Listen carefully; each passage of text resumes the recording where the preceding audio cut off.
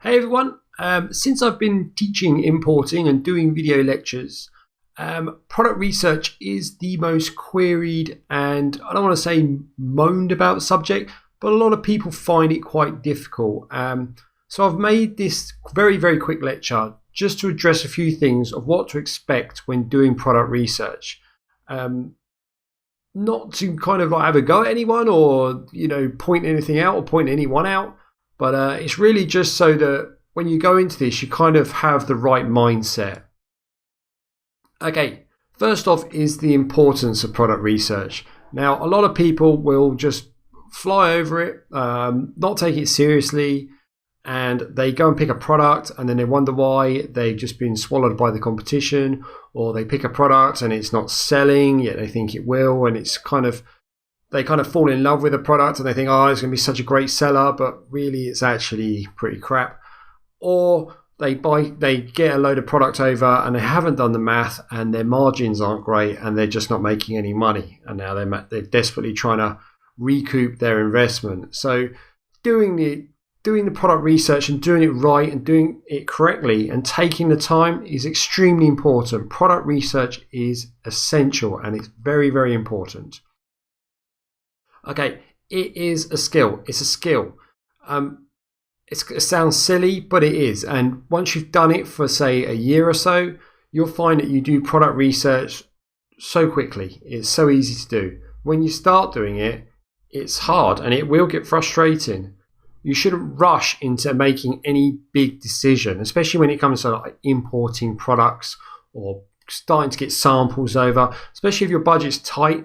You want to get it right. So just, take your time.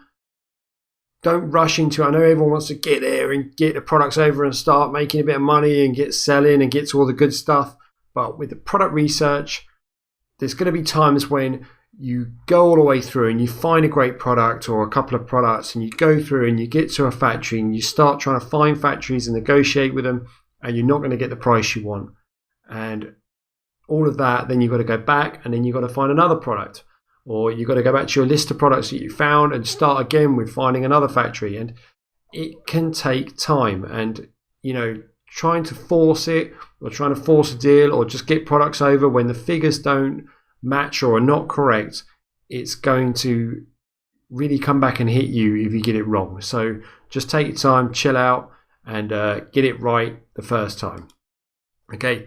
Speed is the key. Okay, when I say that, when you're first looking at different products and you're filling up your spreadsheet with products, try not to overthink it too much. Get down 50 or 60 products, but they don't have to be perfect. They just have to be potential products. And then after that, you can narrow it down. Trying to find every single product on that spreadsheet to be a perfect option or opportunity for you is it's going to take you forever for a start. So I just said in the last point, take your time, and now I'm saying speed is the key. So I get what you're saying, but take your time in the overall process. But speed is the key when it comes to finding a bunch of potential products. Try not to overthink every single product and can I do this and can I do that, or will this happen or will that happen. Just get a whole load of products down on your spreadsheet initially, and then take your time going through cherry picking the ones that are going to be potential earners for you. I'm struggling to get my words out here. Cherry pick the ones that are going to be potential earners, and then progress through to communicating with factories. Okay, there are going to be times when you go through the whole process and you just can't get the deal with the factory.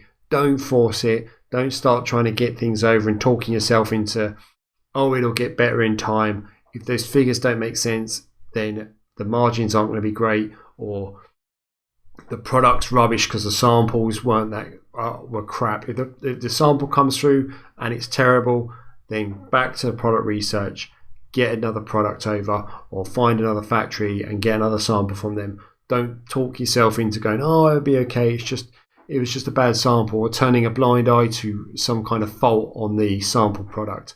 There's lots of different things that you need to pay specific attention to. Anyway, we will go through all this, and this product research is fun. I just wanted to address these points because I get a lot of people moaning at me, and I don't want to say moaning, but I get a lot of people that say, oh, you know, I did this and I did that, and I know where they went wrong, and I want to address these points now so that, you know, you have these in your mind before you head off into this section and get started. Okay, enough rambling from me. I'll see you guys in the next lecture.